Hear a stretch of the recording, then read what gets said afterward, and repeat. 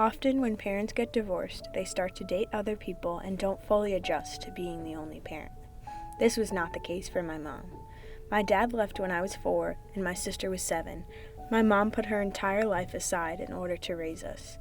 Before my sister and I were born, my mom worked multiple jobs so my dad could become a New York City firefighter. When my sister was little and around the time I was born, this had to change. While my mom was working during the day, my dad would watch us. When my dad decided to leave, my mom had to make a lot of adjustments to her schedule in order to take care of us.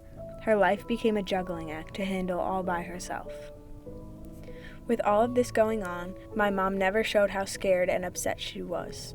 As I got older, I realized how strong my mom really is. She was able to raise my sister and I with little to no help. She puts us first for everything without question. My mom has taught me so many things so that I can be the best version of myself. The most important thing she taught me is to be extremely independent. Being raised by such a strong woman has showed me that it is possible to get through any obstacle that comes your way. The times that my mom did need someone to watch my sister and I, my grandparents were there. Whether we were at our house or my grandparents' house, my Nana would always be cooking and constantly asking if we wanted anything to eat. I would cook with my Nana or play card games with her or even just watch TV. No matter what we were doing, this time with my Nana made an impact on my childhood.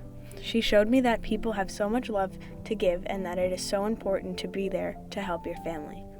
All my grandma wants is for her family to be happy, and she will do anything to make that happen.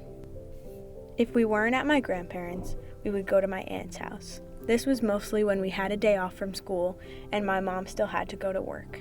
My aunt, who we call Mimi, is always there to listen or to give hugs. She always makes sure that I know I always have a place in her home. Mimi has taught me to listen to people and that you don't always have to give advice. Just being there is the most important part.